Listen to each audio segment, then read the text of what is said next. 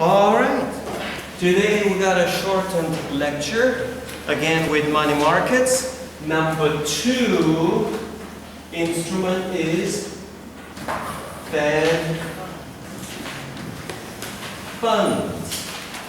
And Fed funds is usually a loan from one commercial bank to another commercial bank, usually for the purposes of satisfying minimum required reserves. The loan is usually overnight.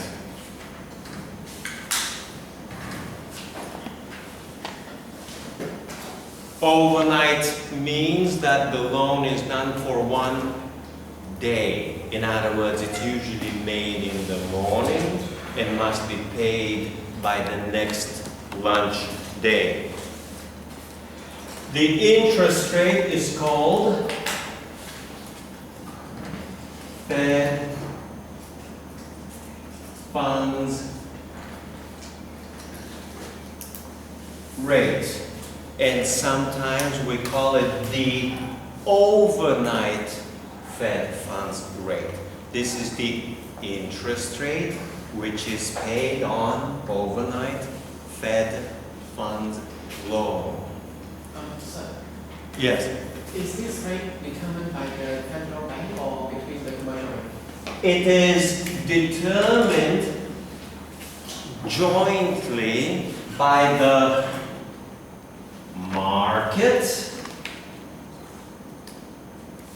and is affected by monetary policy. So the market is the main driver, but monetary policy can push it up if they want to push it up, or push it down if they want to push it down. So it's determined by market and monetary policy. We say that it's a monetary policy target.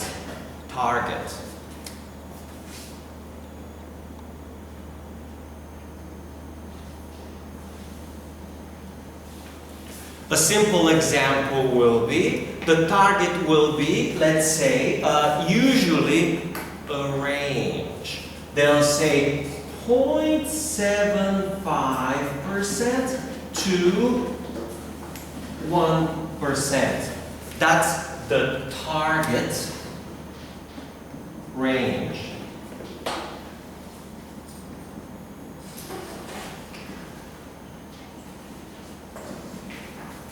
If it's inside the range, 0.8, the Fed will do little or nothing. If it starts moving towards 1%, it will begin to intervene. Okay?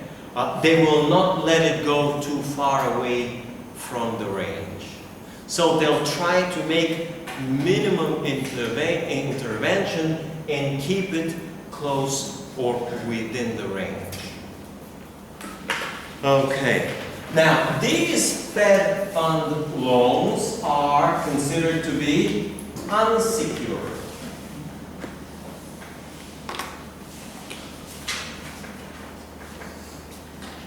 Unsecured means no collateral.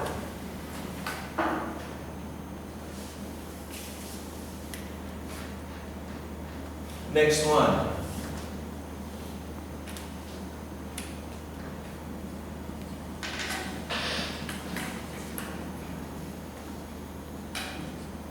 Collateral is an asset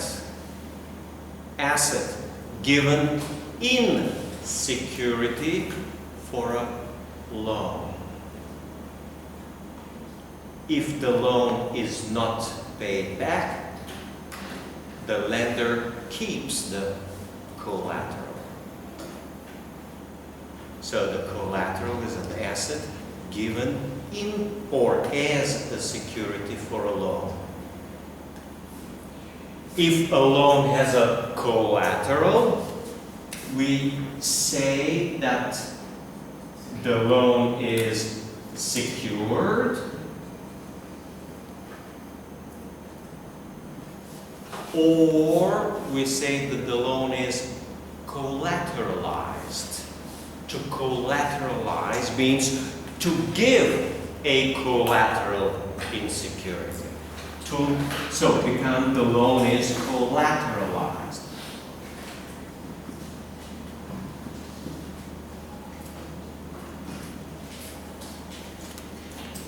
Okay. Now, with the Treasury, the loan is like considered risk-free. There is a little bit of risk, a risk of one day that you give the loan in the afternoon and tonight or tomorrow morning it will be bankrupt. So there is a tiny little risk that it's going to, that you might not get the loan back the next day. So Fed funds interest rate is just a little bit higher than interest rate on T-bill. In other words, there's a little bit of default risk.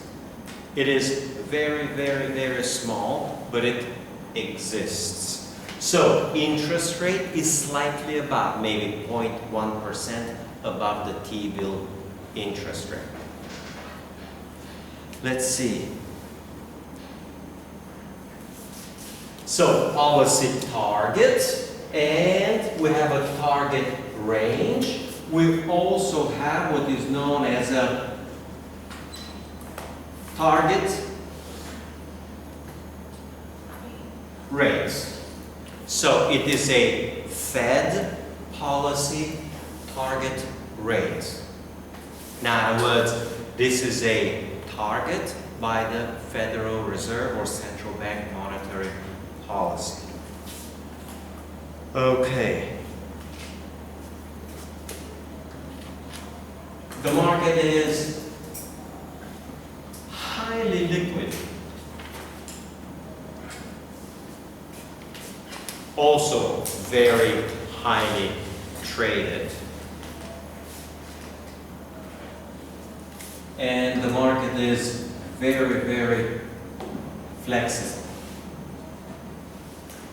We say in general terms that the market is well developed and very well functioning.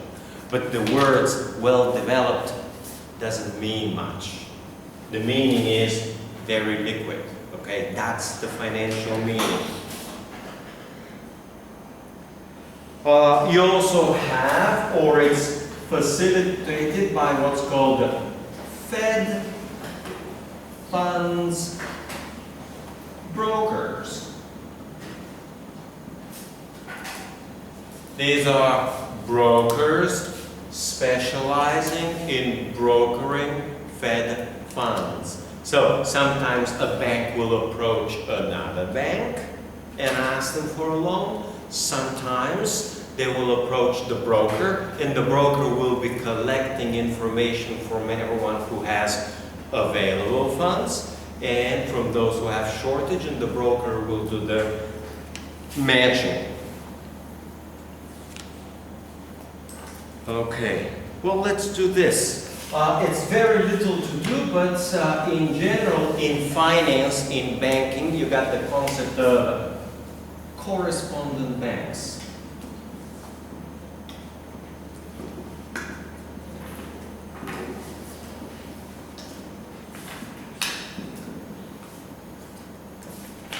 The general description is that these banks work with, that's the general, not the correct one. They work with each other, they have relationship with each other, so they work more closely with each other. But the technical definition is that they have reciprocal accounts. So if we are two correspondent banks, you will maintain an account with me, and I will maintain an account with you. And if I need extra money, you'll give me some of yours. If you need extra money, I'll give you some of mine. So that's a correspondent banks. usually is associated, usually but not always, between a large bank and a lot smaller bank. Will be correspondent banks. So it will be more common to have Fed funds loans between correspondent banks, especially when one has a surplus and one has a deficiency, because they already have the account, they already have established a relationship. So for them, and they already have established a trust, and they've already done the operations. They may have done it hundreds of times, possibly thousands of times. So it's easy and convenient and possibly cheaper. Let's see what else we got. R, well, that's good enough.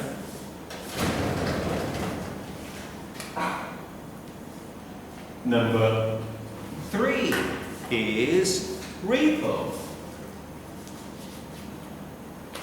Repo stands short for repurchase agreement. Okay. So technically it involves the sale with an agreement to buy back the security on a specific date at a specific price. Technically, economically, financially, the meaning is of a secured loan.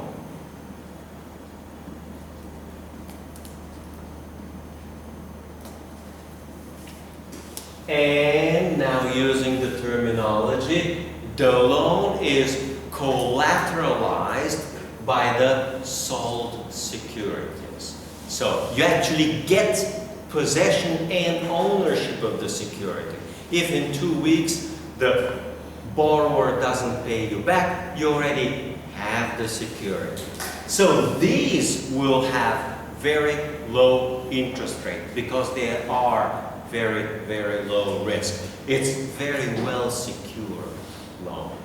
You already have ownership of the securities. Okay, well, it's a little trickier and that needs a simple explanation. Is repo is the sale of the security and buying back. And you may have what's called a reverse repo.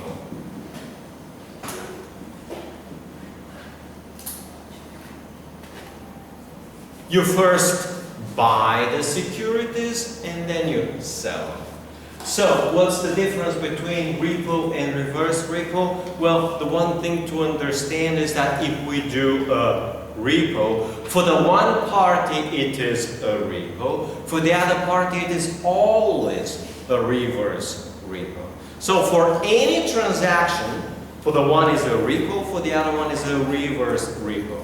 So whether you think of it as repo or reverse, it depends on who initiated the transaction, who needed the transaction. So it is a little bit arbitrary to say, oh, this transaction is a reverse repo, because every transaction on the one side is always a reverse repo, and on the other is just an ordinary repo. So this name is, we call a misnomer. It's not quite clear. It is clear always for the one side, and it's always the exact opposite for the other side. So that can be a little confusing. Let's see, usually is 1 to 14 days. Usually is about either 1 week or 2 weeks. If it's one night, it's probably going to go directly into a Fed funds loan. The opposite, if you need 3 days or 7 days, it will not be for 1 week. Nobody's going to do a Fed funds loan for a week. They'll do a repo, usually.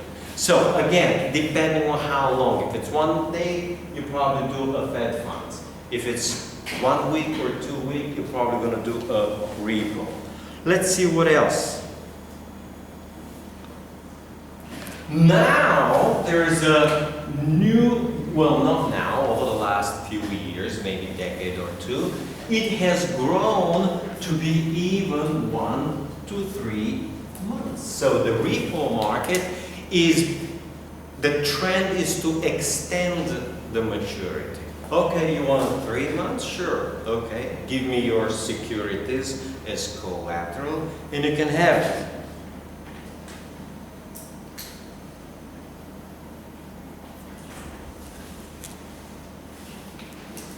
Oh, well, there is something else. You may have a repo which will act as a collateralized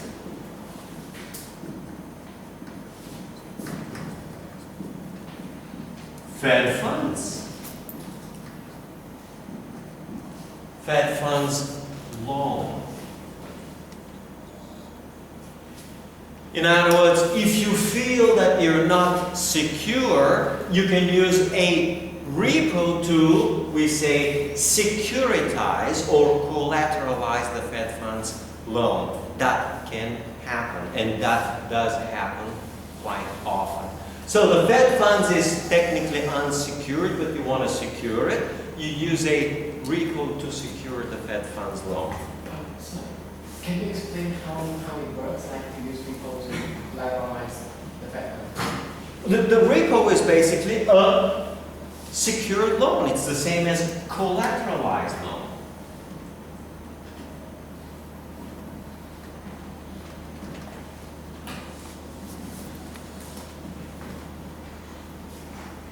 So instead of me borrowing on the Fed funds from you, what I will do is I will sell you my securities in a repo and maybe 3-day loan or even 1-day loan. Tomorrow we'll reverse the transaction.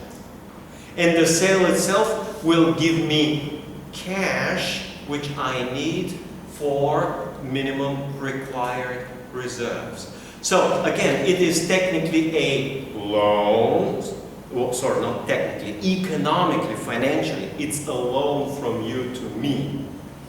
And it's securitized. I gave you real security, which you can keep if things go wrong tomorrow morning. So it is used, repo is used for the purpose of Fed funds. But if you feel that uncomfortable as a bank to give me, let's say, $100 million, which is a big amount, you'll say, look, I'll give you $100 billion, but you gotta give me some security for it. And we usually structure it as a repo. And again, whether it's 1 million or 100 million, the deal is all the same. Okay, the paperwork is the same, the cost is all the same. So, but the bigger size, the only difference is that the bigger size of the deal, you take bigger risk. So you want to reduce the risk by some sort of security or collateral. Let's see what else we got.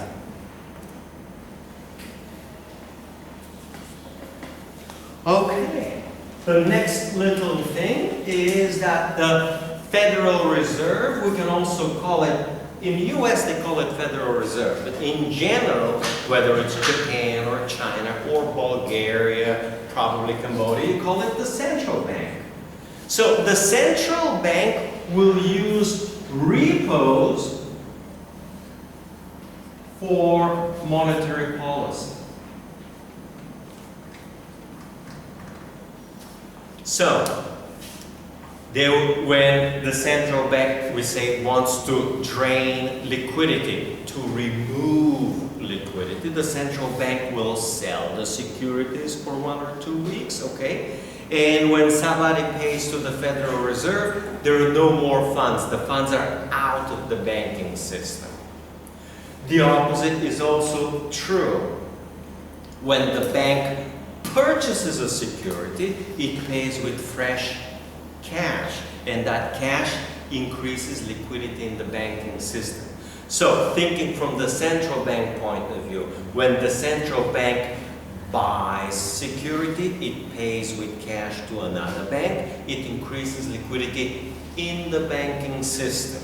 So, now we see that the central bank uses Fed funds, in other words, it intervenes in the Fed funds market for monetary policy purposes. Now we see that the Federal Reserve actively participates in the repo market, again for monetary policy purposes.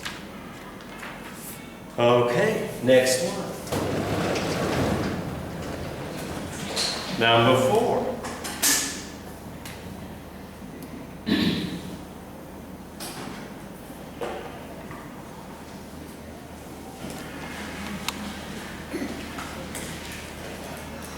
Commercial paper. First of all, it's short term, 1 to 3 months, maybe 6 months. Short term. It's a promissory note.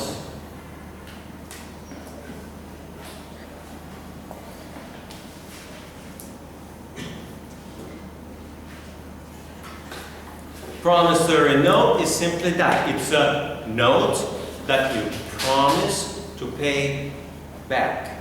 The main characteristic is that it is unsecured.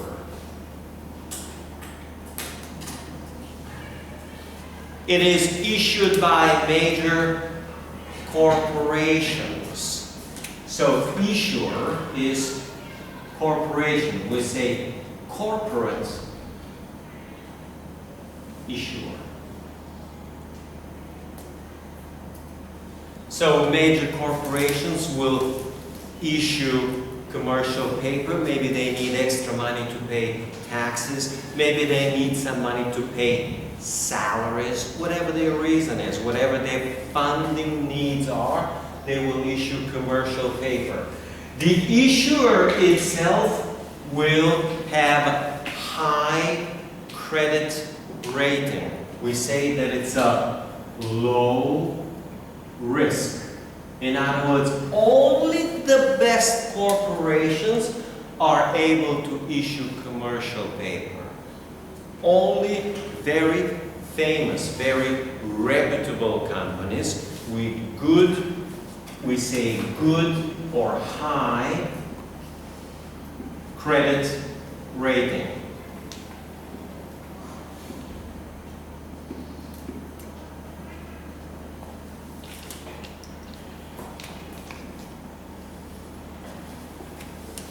Credit rating is an evaluation of the risk of default for a particular borrower.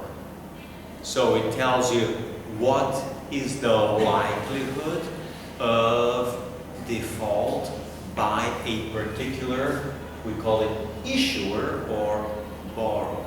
That's the credit rating. So, can the credit rating be bought by the company? The answer is it should not be able to be bought, but in the real world, because the world is corrupt and credit agencies in America are corrupt, it is routinely bought. You pay for your credit rating, and if you pay big money, you get a high credit rating. The credit rating agencies have a protection by monopoly. It's called, if you have one company, it's called monopoly. If it has two companies, it's duopoly. In the United States, you got only 3 companies. It's triopoly. And therefore, by having the protection of the government against any competition, it doesn't matter to these companies how horrible your credit rating is. It doesn't matter if they give the wrong credit rating, because there is no competition. Because if the 3 rating agencies give bad ratings and there is a competition and you always give good credit ratings, we will all go to the one and we'll trust the one that gives good appropriate credit ratings. And we'll all ignore the 3, okay? But the problem is, by law, she cannot exist. She is not allowed. The law says these are the three and nobody else. And you cannot pay attention to anybody else but these three. By law, you must follow these three. Well, this is the root source of corruption. Now, if one of them was corrupt and the other two were honest, then it's okay. You will ignore the corrupt one and you'll follow the other two that are honest. But the problem is that the second one will make much bigger profit if it becomes corrupt too. And then, hey, it makes sense for the third to get corrupt too, get a lot of money, and we call it boost credit. And now it becomes a race in corruption. Everyone is eager, oh, you pay me that money, I'll give you this rating. The other guy says, no, I'll give you a better rating if you pay me more. So now you got the problem of race of corruption. Everyone offers their services, and here's the best part. It is legal. It is within the law. There is nothing illegal about it. It means 100% legal. That's the best part of corruption. It's in the law. And the second best part is that, well, you gave them a good rating, but they went bankrupt. They cannot sue you. It's not your responsibility. In other words, you can give any rating that you want, but there is no responsibility for it. All right, let's see what else. Oh, we got to finish. We'll continue next time.